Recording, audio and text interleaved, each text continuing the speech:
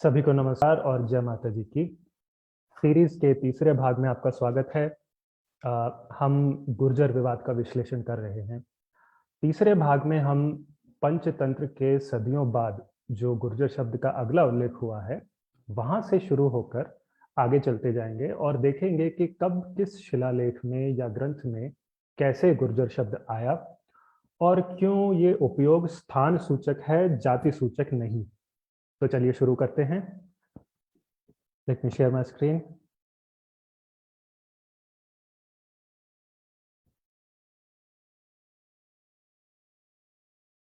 Right.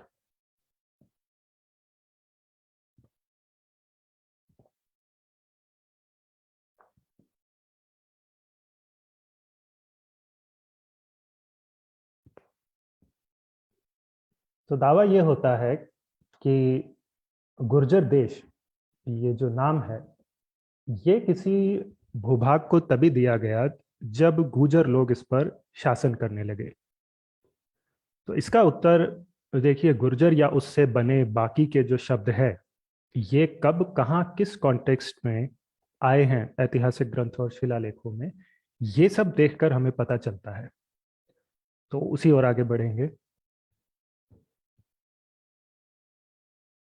Ji.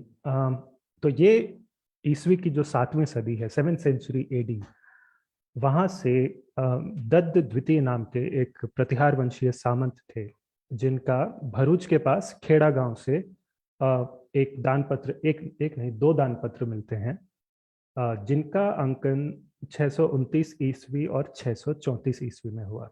There are two copper plate inscriptions, 629 AD and 634 AD, जो आपको screen पर दिख रहे हैं। अब इनमें ये जो दोनों दान पत्र हैं, दोनों में दत्त द्वितीय जो है, उन्होंने अपने यशस्वी दादा दत्त प्रथम को गुर्जर नृपति वंश कहा है, गुर्जर नृपति वंश का कहा है। तो now it's the same line copied at both the places. ठीक है। तो उस काल में गुर्जर जाति को ढूंढते कुछ लोग फिर ये जब गुर्जर नृपति वंश जो देखते हैं, ये उसका अर्थ लगाते हैं गुर्जर वंश के राजा। ठीक है। तो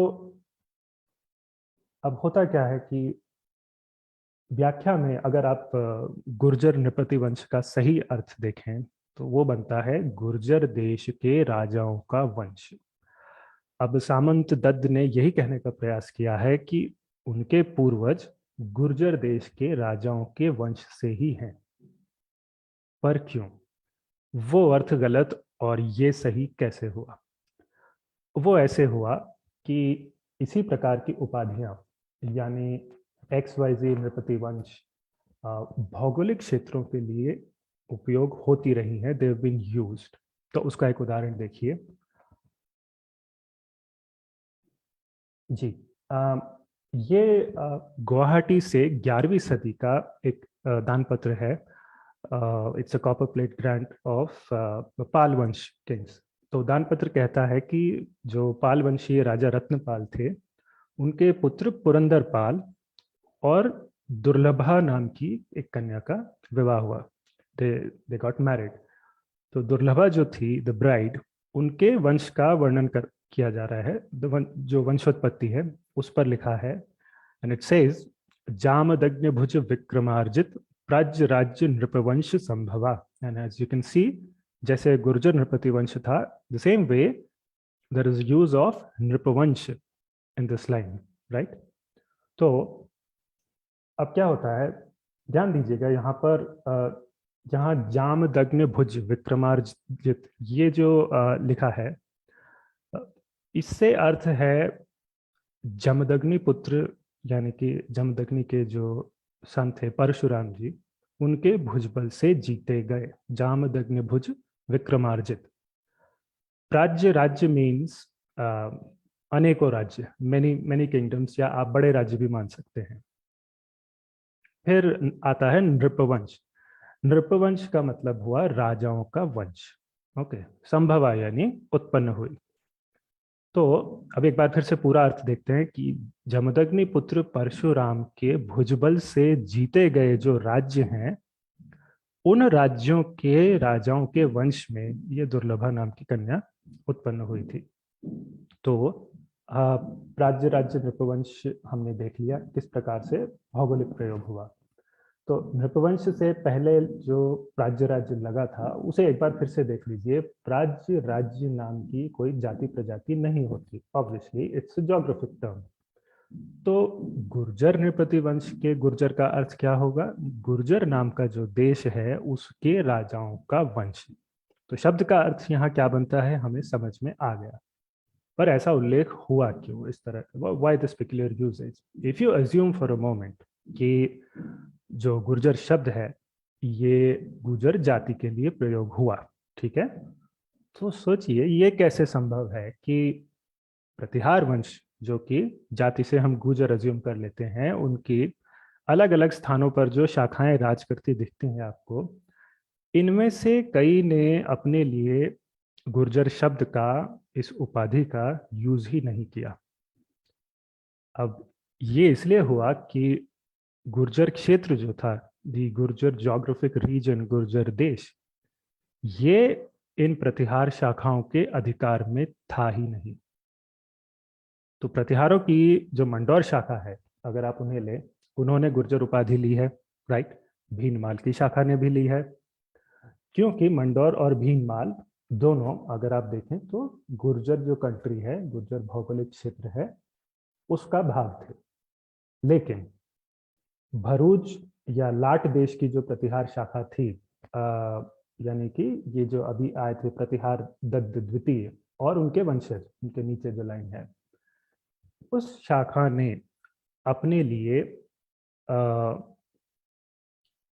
they didn't use it for themselves, उन्होंने अपने लिए नहीं बल्कि जो मंडौर के उनके पूर्वज थे उनके लिए उस शिलालेख में गुर्जर शब्द का प्रयोग किया। when they say कि my illustrious grandfather ancestor, ये गुर्जर नृपति वंश that way, क्योंकि कारण क्या है कि मंडौर जो है जहाँ से उनके एंसेस्टर्स थे ये गुर्जर क्षेत्र का भाग था। लेकिन लाट जो है जहाँ प्रतिहार दत्त द्वितीय और उनसे आगे की जो भी लाइन थे डिसेंडेंट्स, ये सब लोग जिस लाट देश में थे that was a different geographical area.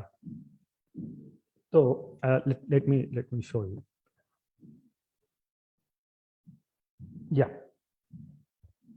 So if you look at the clarity, तो लाट देश के प्रतिहार जो है ये अपने शिलालेखों में कहते हैं कि हमारे पूर्वज गुर्जर देश के राजाओं के वंश से है, यानी हमारे पूर्वजों ने गुर्जर देश पर राज किया है या करते हैं।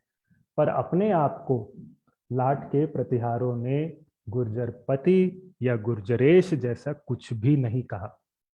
तो आप सरलता से कह सकते थे ये बात, लेकिन मतलब उतना सा कहने के लिए आपको पूर्वजों पर जाने की आवश्यकता नहीं थी, लेकिन नहीं कहा क्योंकि लाट के प्रतिहार जानते थे कि वो स्वयं गुर्जर क्षेत्र में थे ही नहीं, वो भरूच से लाट देश पर शासन कर रहे थे, गुर्जर देश में उनके पूर्वज हुए थे।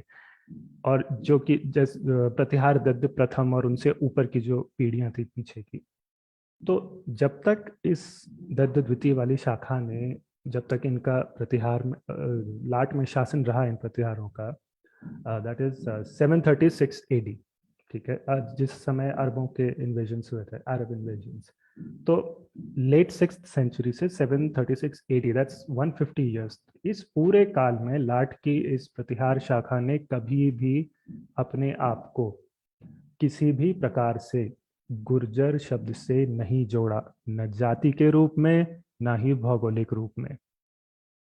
आप दत्त द्वितीय का सांखेड़ा दानपत्र देख सकते हैं, आगे जयभट्ट थर्ड, जयभट्ट फोर्थ के जो आते हैं शिलालेख, नवसरी, अंजनेरी, जहां से भी आप उठा के देखें, इनके जितने भी एपिग्राफ्स हैं किसी में भी गुर्जर शब्द नहीं है। Only in their earliest inscriptions, like I said, they say that their ancestors, not them, but their ancestors were kings of Gurjar region, which is factual. क्योंकि ये शाखा जैसा कि मैंने कहा उन प्रतिहारों से निकली थी जो राजस्थान के मंडौर में स्थापित थे, इंक्लूडिंग हिज ग्रैंडफादर दत्त प्रथम। और मंडौर हम जानते हैं कि गुर्जर देश का भाग था, ये प्रतिहारों के शिलालेखों में स्पष्ट हो जाता है। So with this, I'll move to the next example. So, right. अब 7वीं सदी में हुआ क्या कि नर्मदा के दक्षिण से जो चालुक्य राज्य था, दैट वाज ग्रोइंग पावरफुल, और चालुक्य वंशी जो सम्राट थे पुलकेशिन, इनके और नर्मदा के उत्तर में सम्राट हर्षवर्धन बैस, इनके बीच में संघर्ष था। तो अच्छा, ये पुलकेशिन वो नहीं है जिन्होंने फिर आगे अरबों को हराया था, अवनी जनाश्रय। तो ये was from a different branch of Chalukyas and he came later. ठीक है, तो let's not confuse him with the other Pulakeshin. तो इस समय तक रफली 635 एडी, तो या मोटा मोटा आप 7वीं सदी मान सकते हैं, 7th सेंचुरी में इस समय तक जितने भी छोटे मोटे आपको प्रतिहारों के शक्ति केंद्र दिखते हैं, उनके प्रतिहार मोटा मोटा सामंत स्तर के थे। They were not extremely powerful and completely independent. तो कर्नाटक के ऐहोल से चालुक्य वंशी पुलकेशिन का जो एक शिलालेख मिलता है 635 एडी का, उसमें पुलकेशिन ने किन क्षेत्रों पर प्रभाव बढ़ाया उसका उल्लेख करते हुए वो लिखते हैं कि लाटों, मालवों और गुर्जरों को सामंत बना लिया। एंड देन साथ में वो कहते हैं कि कलिंगों और कोसलों को भयभीत कर दिया, स्केर्ड देम ऑफ। तो अब यहाँ गुर्जर शब्द को आप अगर जाति सूचक माने तो किस आधार पर माने? आधार कोई है नहीं, but if you assume for a minute, एक बार इमेजिन कर लेते हैं, तो शिलालेख की उसी पंक्ति में जहाँ गुर्जर आया है, गुर्जरों के साथ लाटों और मालवों को भी लाट और मालव जाति का मानना पड़ेगा, पर ऐसी तो कोई जातियां थी नहीं। और उसी शिलालेख में फिर कलिंगों और कोसलों की भी बात की गई है। तो क्या उस काल में कलिंग और कोसल नाम की जातियां भी थी? वो भी नहीं थी। अब थोड़ा और क्लैरिफाई कर लेते हैं with help of geography. So I take you to a map and yeah, if I can start to annotate.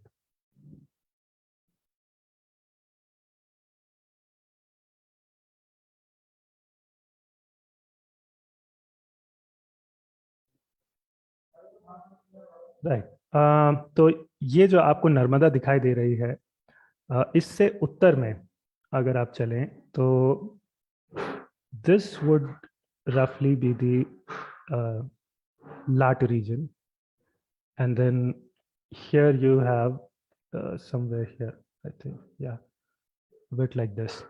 This would be the Gurjar Desh. Here in the center, यहाँ center में Malav Desh.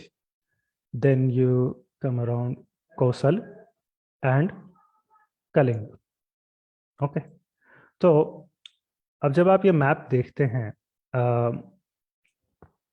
यहाँ क्या हुआ है कि नर्मदा जो कि मूल रूप से पुलकेशिन की उत्तरी सीमा थी, वहां से ऊपर उत्तर पश्चिम से चलते हुए आपको लाट देश, गुर्जर देश, मालव देश, फिर आगे नॉर्थ ईस्ट में कोसल और कलिंग ये सब दिख जाते हैं। तो जब पुलकेशिन ने नर्मदा से आगे विस्तार किया है, when it tried to expand, उसके पहले टारगेट्स ये सारे किंगडम्स थे। तो ये जो पूरा का पूरा वर्णन है इस ऐहोल शिलालेख में, ये पूरा वर्णन भौगोलिक है। लाट देश के लोगों को, मालव देश के लोगों को और गुर्जर देश के लोगों को, इनको लाटों, मालवों और गुर्जरों कहा है इन प्लूरल्स। और उसी तरह कलिंग और कोसल के लिए। So it's simple straight forward identification by geography. Okay, so I let me clear the annotations and we'll move to the next example.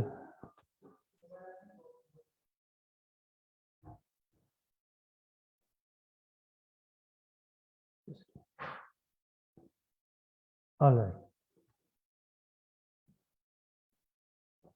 तो अगला है चीनी यात्री Yuan Chwang, also known as Hiuen Tsang. इन्होंने 630 से 644 ईस्वी, 630 to 644 एडी, इस पूरे ड्यूरेशन में भारत यात्रा की और बहुत सी जगहों पर गए वो। और इस बीच वो रफली around 640 AD, give or take few years.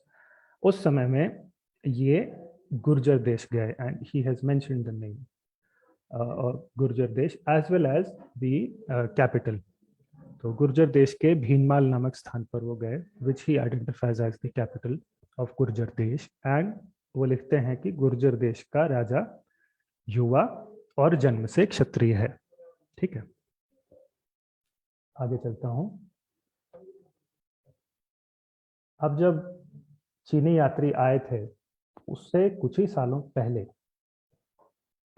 जो हमारे महान खगोलविद हैं ब्रह्मगुप्त जी, इन्होंने 628 ईस्वी में ब्रह्मस्फुट सिद्धांत लिखा। It was a well known text of him.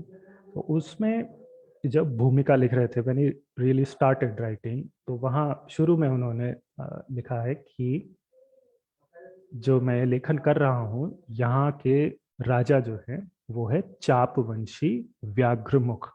Okay, चाप वंश को चावड़ा और चापोत्कट भी कहते हैं। You might find different terms at different places, but basically it means the same dynasty. तो अब ब्रह्मस्फुट सिद्धांत जो है, जो ग्रंथ था ब्रह्मगुप्त जी का, इसके लेखन का स्थान जो है, ये ग्रंथ में सीधा सीधा नहीं बताया गया। तो इस बारे में अनुमान आता है कि या तो ये ग्रंथ गुर्जर देश के भीनमाल में लिखा गया, या फिर वहीं कहीं आसपास गुजरात राजस्थान के किसी दूसरे स्थान से लिखा गया। द रीजन बीइंग, ग्रंथ पर बाद में किसी ने टीका लिखी, और टीका लिखने वाले ने ब्रह्मगुप्त जी को भीनमाल आचार्य कहा है, which basically means somebody who comes from an acharya from Bhinmal. That's how you can interpret it. तो that is one thing.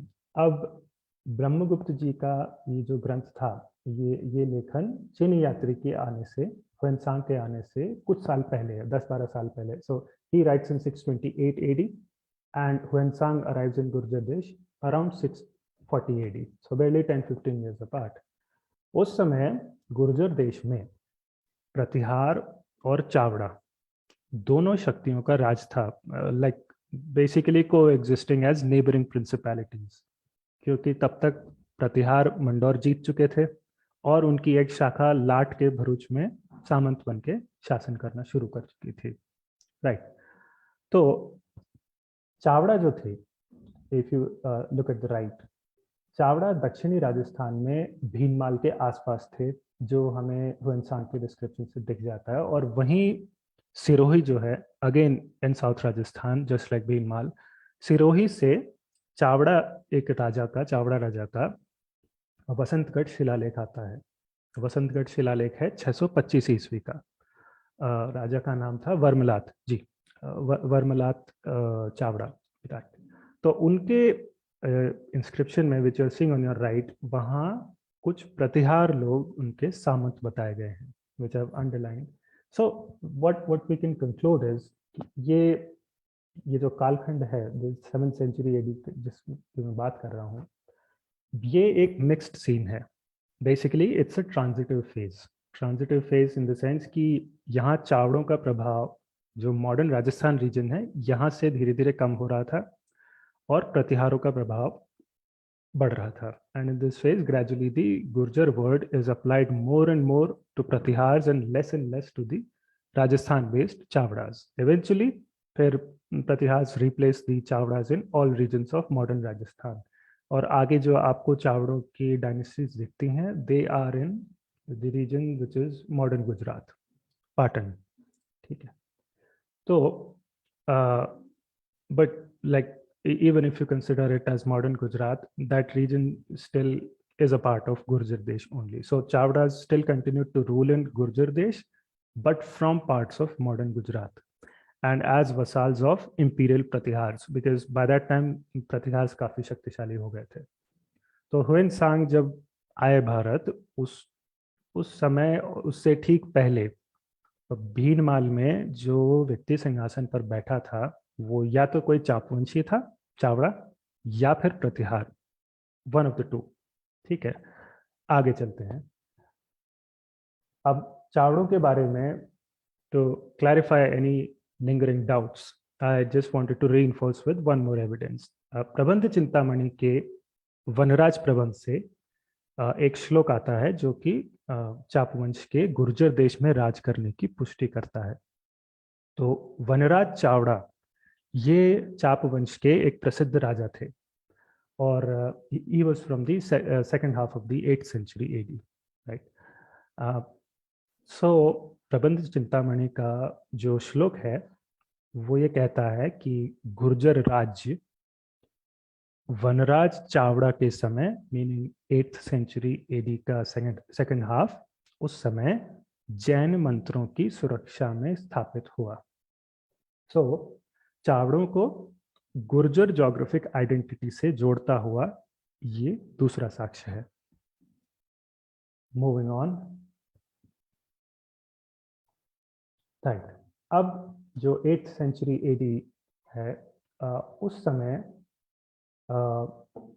Jain आचार्य उद्योतन सूरी, इन्होंने दक्षिणी राजस्थान के जालौर में रहते हुए कुवलय माला नाम का एक ग्रंथ लिखा और ग्रंथ में भूगोल के आधार पर लोगों को पहचाना गया है कि वो किस प्रांत से हैं, उसी अनुसार नाम आते हैं। If you look at the slide, Sindhu देश के लोगों के लिए सैंधवे लिखा है, मरु देश के लोगों के लिए मारवे, गुर्जर देश के लोगों के लिए गुज्जरे, लाट देश के लोगों के लिए लाटे। The text is in Prakrit. Malava जो मालवा है उसके लोगों के लिए मालवे, कर्नाट क्षेत्र इसके लोगों के लिए कन्नाडे, कौशल देश के लोगों के लिए कौशले। ठीक है। अब it might अनॉय you but I must ask this question, क्या लाट, कौशल, कर्नाट, मालवा, मरु, सिंधु ये सब जातियों के नाम है? Of course not, there are all geographical regions, right? स्थान सूचक हैं ये सारे शब्द। तो फिर सीक्वेंस में इनके साथ आए गुर्जर शब्द को जाति सूचक कैसे मान लें? Again there is no basis whatsoever. और कुवलय माला का ये जो एग्जाम्पल है, ये उदाहरण अगर आप पाणिनि और आचार्य हेमचंद्र के उदाहरणों के साथ रख दें, जिन्हें हम पिछले सेशन में देख चुके हैं, let me bring that slide up again. तो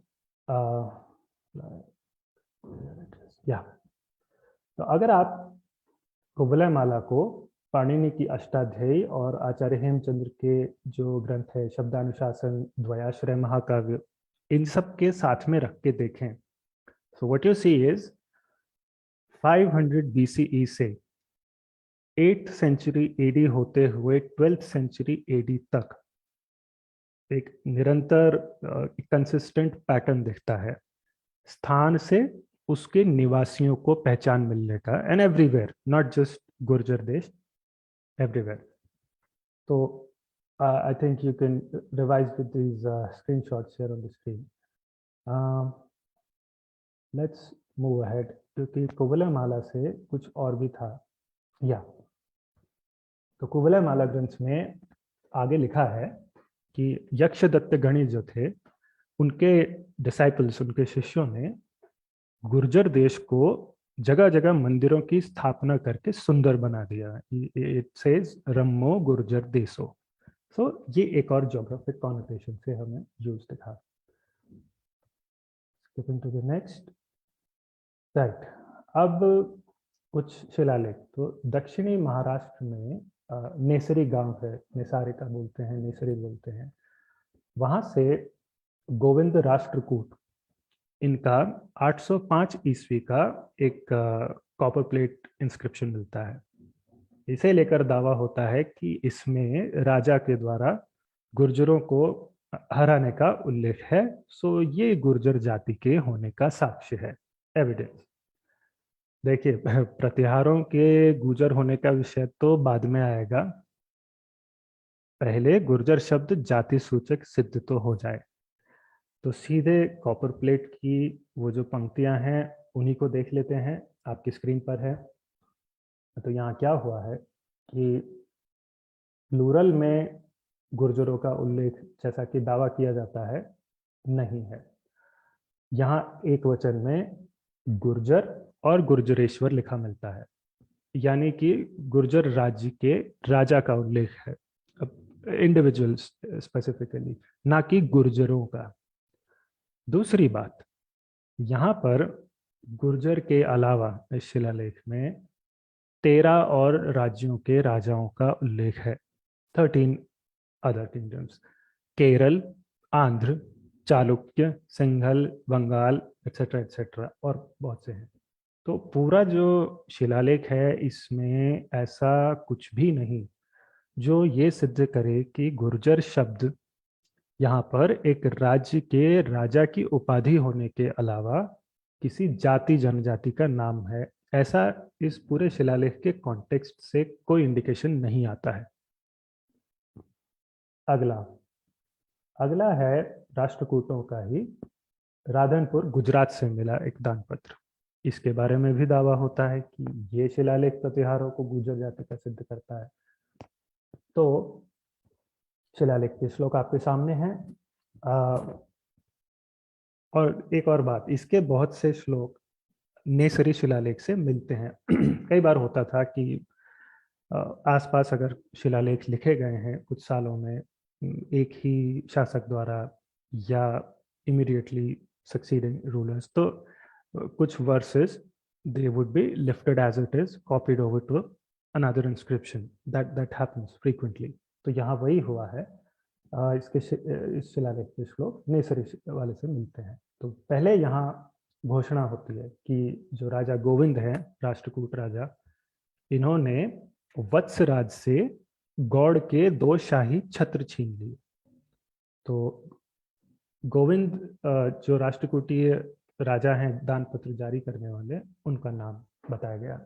अब वत्सराज कौन थे? वत्सराज तब के प्रतिहार वंशीय राजा थे। तो राष्ट्रकूट हैं गोविंद और प्रतिहार साइड पे वत्सराज। अब ये गौड़ कौन है जिनके छत्र छीने गए? तो ये प्रयोग भी एक वचन में हुआ है, सिंगुलर। तो ये अगेन किसी विशिष्ट व्यक्ति के लिए प्रयोग हुआ है, इंडिविजुअल स्पेसिफिक। बेसिकली ये एक उपाधि है गौड़, जो कि गौड़ भौगोलिक क्षेत्र के राजा को दी जाती थी। गौड़ देश का अगर आप देखें कोर ज्योग्राफिकल एरिया जो था, that was pre partition Bengal, यानी कि आज का जो हमारा वेस्ट बंगाल है वो और बांग्लादेश का कुछ एरिया ले लीजिए, कंबाइंड एरिया दोनों का, which is pre partition Bengal. तो वो एरिया जो है वो मूल रूप से गौड़ देश कहलाता था। अब उस समय गौड़ देश के जो राजा थे वो थे धर्मपाल, पाल वंश के धर्मपाल, और उनके पाल वंश का दूसरा नाम भी आता है कुछ स्थानों पर, भटादी वंश। ठीक है, लेकिन वंश का नाम गौड़ नहीं है। तो इस दान पत्र में गौड़ जो है ये किसी भी प्रकार से जाति, प्रजाति, वंश वगैरह का नाम नहीं था। It was simply the name of the geographical region जिसको धर्मपाल उस समय रूल कर रहे थे, राज्य का नाम था। तो जैसा कि मैंने बताया, धर्मपाल का वंश गौड़ नहीं पाल है। और आगे ये दान पत्र कहता है कि जब राष्ट्रकूट राजा अपनी विशाल सेना और वैभव सहित पास में पहुंच गया बिल्कुल, तो जो गुर्जर था, basically meaning the Gurjar king of Gurjar देश, यहाँ फिर से सिंगुलर नाउन आया है, वो अपने तीरों को धनुष पर ही छोड़कर न जाने कहाँ भाग गया, उसका पता नहीं चला। जैसा अभी हमने गौड़ के लिए देखा, उसी तरह गुर्जर यहाँ गुर्जर देश के राजा की उपाधि थी। इसी तरह फिर अगली लाइन में मालवा जो राज्य था उसके राजा को मालव नायक कहा गया। पर उस समय मालवा में जो राजा था वो किसी मालव जाति प्रजाति का नहीं था, वो परमार वंश के उपेंद्र राज थे। ही वॉज दी मालव नायक। और मालवा भौगोलिक क्षेत्र पर क्योंकि उनका शासन था तो उन्हें मालव नायक की उपाधि मिल गई। इसी तरह से साउथ इंडिया में वेंगी क्षेत्र आता है, वहां के राजा को यहाँ पर वेंगीश्वर की उपाधि मिली है। अगेन ज्योग्राफी के बेसिस पर राजा को उपाधि मिल गई। तो इसी तरह के श्लोक फिर हमें जो वणी शिलालेख है, ईस्टर्न महाराष्ट्र से वणी करके एक स्थान है, वहां से एक शिलालेख आता है 806-807 ईस्वी, रफली द सेम ईयर्स। वहां भी इसी प्रकार के श्लोक हैं। So I will not I will not repeat that, दोहराने की आवश्यकता नहीं है। आगे चलूंगा। जोधपुर के कुछ शिलालेख। जोधपुर के पास घटियाला नाम का स्थान है, जहाँ से प्रतिहारों की जो मंडौर शाखा थी उसके कक्कुक प्रतिहार के 2 शिलालेख आते हैं, डेटेड रफली 861 एडी। अब इनमें शिलालेख की जो पंक्तियां हैं आपको दिख रही होंगी, ये देश शब्द का प्रयोग करते हुए बताती हैं कि कक्कुक प्रतिहार जो थे उनकी लोकप्रियता, हिज पॉपुलैरिटी, वो किन देशों में थी उसकी लिस्ट आती है। तो देशों के नाम है स्त्रवण्य, वल्ल, लाट, माड़। माड़ जो था, जिसे हम लेट मिडिवल टाइम्स में मारवाड़ कहते थे इन सेंट्रल राजस्थान, उसका एक हिस्सा समझ सकते हैं। तो माड़ आ गया, और फिर है गुर्जरत्रा। ठीक, फिर आगे जब इसी शिलालेख में वंशोत्पत्ति की बात आई, कक्कुक प्रतिहार की वंशोत्पत्ति क्या है, his ancestry, the context changes to genealogy and ancestry. ठीक है, तब कक्कुक प्रतिहार पर क्या लिखा मिलता है, if you look at the second part, Pratihara जातिना। ठीक है, तो जाति शब्द जो यहाँ आया है, इसका मूल अर्थ जो है जन्म से है। होता क्या है, हमारे हिंदू धर्म में जो मानव जीवन है उसके 16 संस्कारों में से जब जन्म हो जाता है, उसके बाद जो पहला संस्कार आता है उसका नाम ही जात कर्म है। जन्म के बाद आपको कहा जाता है जातक। तो अगर मैं अपने आप को भारत जातीय कहूँ तो इसका अर्थ ये नहीं हो जाता कि भारत मेरी जाति का नाम होगा, और कोई अर्थ हो ही नहीं सकता। It's not like that. संदर्भ को देखते हुए चलेंगे, if you see the context, तो अर्थ केवल इतना है कि मैंने भारत नामक स्थान में जन्म लिया है, जायते। तो प्रतिहार जो है, प्रतिहार जातिना, उससे यहाँ अर्थ है प्रतिहार वंश में, क्योंकि प्रतिहार एक वंश है, हम सब अच्छे से जानते हैं। तो प्रतिहार वंश में जातिना जन्म लिया, प्रतिहार वंश में जन्म लिया कक्कुक प्रतिहार ने। तो ये जो पंक्ति आपको दिख रही है, जहाँ जन्म और वंशोत्पत्ति की बात हो रही है, यहाँ हमें गुर्जर शब्द नहीं दिखा। क्या दिखा, केवल प्रतिहार जातिना। तो कक्कुक जो थे जन्म से गुर्जर नहीं, बल्कि जन्म से प्रतिहार थे। गुर्जर वो केवल देश से थे, गुर्जर देश के थे। चलिए आगे। ये जो अभी मैंने आपको कंक्लूजन्स बताए, ये कंक्लूजन्स ये सारे रीइंफोर्स हो जाते हैं कक्कुक प्रतिहार के ऐसे ही एक और शिलालेख से, जो कि प्राकृत में है। तो ये जो शिलालेख है, इसमें भी जब क्षेत्रों की बात होती है तो गुर्जरत्रा का उल्लेख मिलता है। the screenshot that you can see on the top। फिर पिछले शिलालेख जैसे क्षेत्रों सहित ये लिस्ट दे रहे हैं, मरु, माड़, वल, स्त्रवन एटसेट्रा। तो ये सारे एरियाज गुर्जरत्रा के साथ फिर से आ जाते हैं। So it's list of geographical areas. Again इस शिलालेख में फिर से जब वंशोत्पत्ति की बात आती है, कॉन्टेक्स्ट चेंज हो रहा है, तो वहां केवल रघुकुल तिलक प्रतिहार लिखा मिलता है, कहीं कोई गुर्जर शब्द नहीं आता। ठीक, moving ahead. Right, 866 AD, Karnataka के नीलगुंड से राष्ट्रकूट अमोघ वर्ष का शिलालेख। इस पर भी क्लेम होता है, क्योंकि जहां जहां गुर्जर दिख गया वो सीधा रोबोटिक वे में क्लेम हो जाता है कि ये एविडेंस है, ये एविडेंस है। So I am forced to cover all of them. तो इसमें जो ये जो शिलालेख का वो अंश जिसमें गुर्जराम शब्द आया है, वो आपके सामने है। तो यहाँ राजा अमोघ वर्ष अपने पूर्वज गोविंद के शौर्य का बखान करवाते हैं, और तो वो दिखा रहे हैं कि गोविंद जो थे उन्होंने केरल, गौड़, मालव, कांची के राजा और चित्तौड़ में बैठे गुर्जरों को अपने वश में कर लिया। और साथ ही Anga, Vanga, Vanga is the early form of Banga, that's for Bengal, Magadha, Malava और वेंगी के राजा, ये सब राष्ट्रकूट गोविंद की पूजा करते थे, they used to worship him. तो अब ये जो सारे नाम आपने देखे, other than the personal names of kings of course, बाकी जितने भी नाम देखे आपने, they're all names of regions, none of them is the name of any caste और ट्राइब। ठीक है, तो अगेन द होल क्लासिफिकेशन और approach in the description is completely and only geographical. तो इस बार भी हमें कोई गुर्जर जाति जनजाति नहीं मिली। Coming to the second inscription of the slide, ये जो नीचे दिखा है, ये लाट देश में आगे चलकर क्या हुआ, राष्ट्रकूटों की एक शाखा का राज हो गया था। तो गुजरात के बगुमरा से 867 ईस्वी 867 एडी का एक इंस्क्रिप्शन आता है, उसी लाट वाली जो राष्ट्रकूटों की शाखा थी उसके राजा ध्रुवराज का। इसमें बताया गया है कि ध्रुवराज जो थे वो एक ही समय में एक तरफ तो उनको गुर्जरों का सामना करना पड़ा और दूसरी तरफ वल्लभ का। अब वल्लभ यहाँ एक वचन में आ गया, सिंगुलर।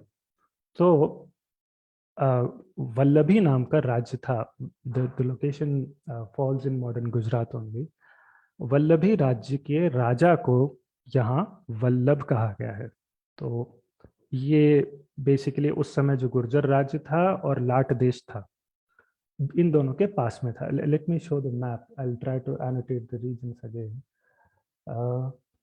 Okay, annotation.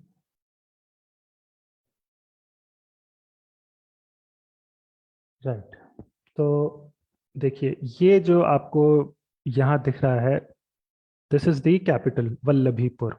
तो अब I don't have the exact extent of the Vallabhi kingdom, but it would be around this place जो इनकी कैपिटल है। ठीक है, फिर लाट देश को देखना है तो आप रफली ईस्टर्न एंड सदर्न गुजरात कह सकते हैं।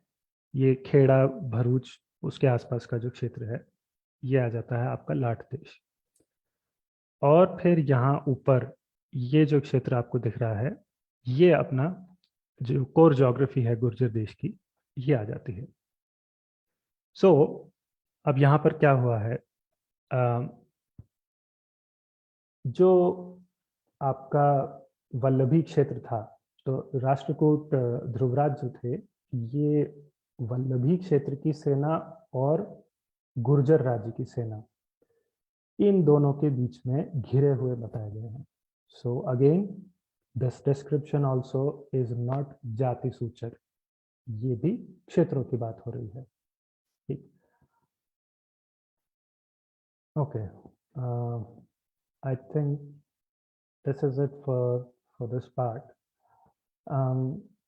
तो ये जो आज हमने कवर किया है, this was a set of examples covering from the very second instance of Gurjar word as found in history up to roughly the peak time of Pratihars.